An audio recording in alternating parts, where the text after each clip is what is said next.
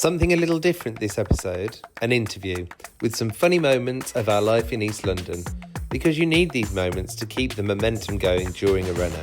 It's been a dusty mess and I did my knee in, so we made the most of the sunshine and we took a moment to chill and refuel with some colour and a bit of music and local life. After all, that is why we moved here.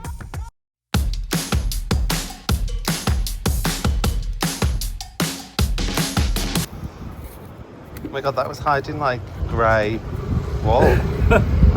That's so weird. Let's get a little spade or a little shovel thing on that. Trowel is the word I was looking for.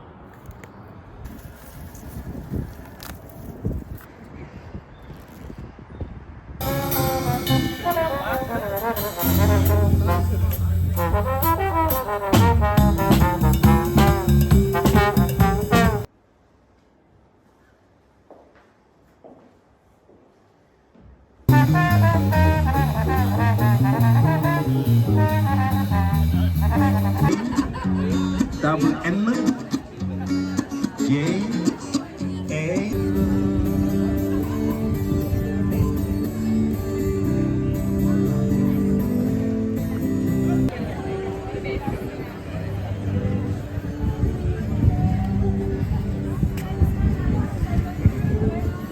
There he goes. And now, here's the bit where we lost control of ourselves and bought a very premature piece of art. Because, well, actually, no excuses. It was Russell's fault. But sometimes you do have to allow a little art into your life. What have you got there, Geordie? We bought a piece of art, which is entirely the wrong way around to do things. But sometimes you see something and you just have to take the plunge.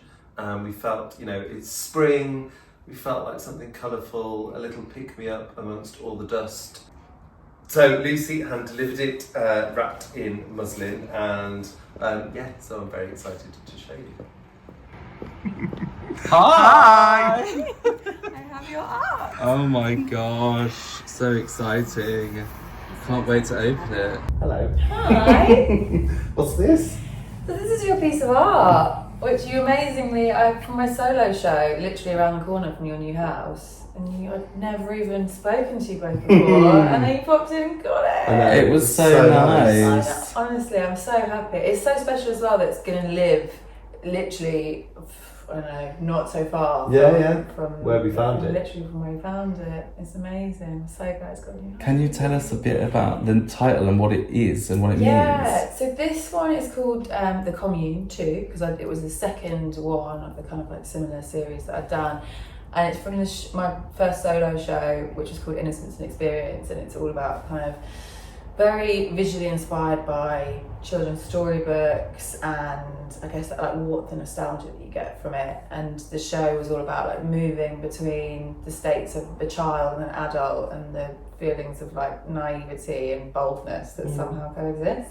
This one in particular, I actually messaged you guys the other day just to say that I actually found like the words like home written just like tucked beneath the back of the canvas, because sometimes as I'm going I write words that I'm just thinking about or like playing around with, and so this one is part of like that building the world that's like kind of creating almost like a bit of an adult storybook, and you're really kind of left like wondering like who lives there, what goes on there, but there's a sense of like community and home. So this has got like kind of the chimneys. I went to Copenhagen this summer and this was the first one I did with chimneys in, so it's kind of drawn from like travels as much as nostalgia. I love that also it's about home, and it's actually the first thing we bought for this house. Is it? Yeah. Oh. Which seems like so stupid to be buying art when we literally haven't got. It was very naughty, let's be honest. It was entirely Russell. We'll show more restraint.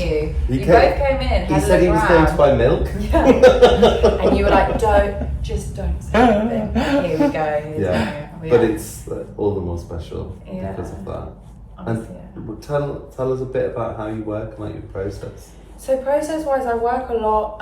So everything kind of comes back to like drawing and kind of like mark making. So I work a lot on unstretched kind of canvas. So it's kind of quite loose, and it means I can take it around, and it's like easy to work. I work a lot on the floor. and have it down there, and then I sometimes, just for a different perspective, have it up on the wall. And so it is, it's kind of moving it about basically, rather than just having like a kind of stretched rigid canvas. So and it's kind of layers. It's just layers and layers, and I kind of usually have a couple on the go at the same time, and then I'll go back and kind of work into stuff and kind of let it breathe a bit. But this has like kind of layered on top of it. It's also got like wax crayon and pencils, and kind of getting back to like, you just draw as a like kid. play. Yeah, playing. I love it's that. It's very aligned with like how we like to work as well, isn't it? It's like play and sort of away from computers and sort of actually just making things with your hands. I think it's also often, I don't know if you do this, but you do initial concepts for things. And like, I just did this like festive like Christmas card design for this brand, and I doing the initial one, and actually I was like, okay, which route do you prefer? And then kind of went on to the next one, and it's always the first ones that you do that are meant to be more rough and loose that I always gravitate to. Go back to, because it's like the initial like loose mark.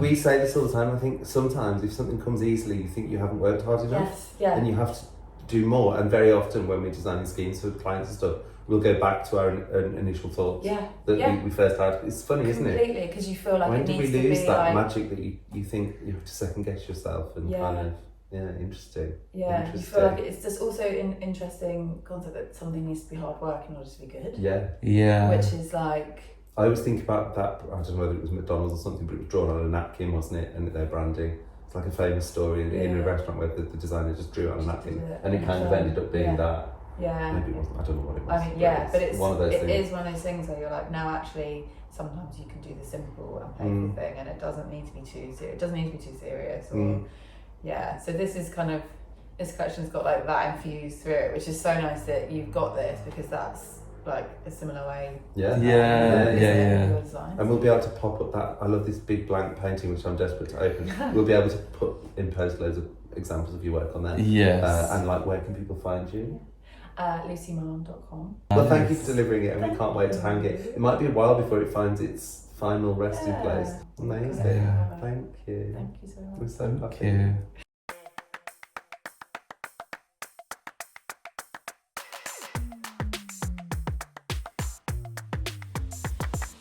I'm going to show you that. Oh, I feel a bit nervous, I don't know why. Okay, here goes. Ooh.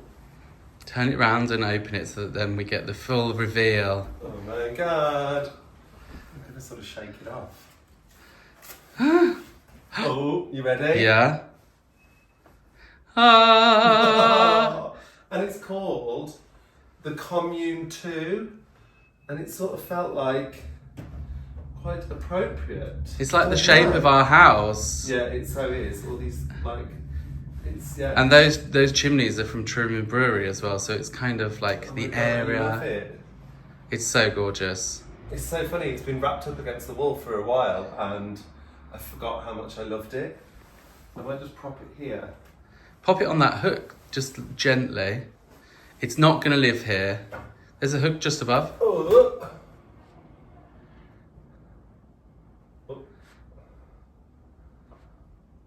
Oh my god, it feels like the most mad thing ever to be hanging art. So pretty. But, in the words of Matilda, sometimes you have to be a little bit naughty.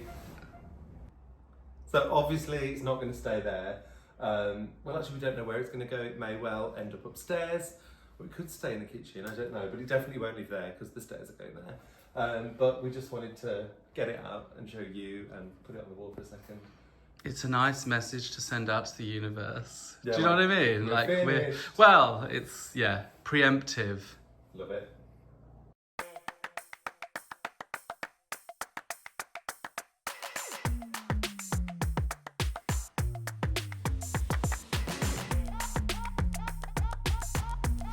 More messy rip out coming in the next step. Big love, R&J. Don't get a nail in your hand, whatever you do.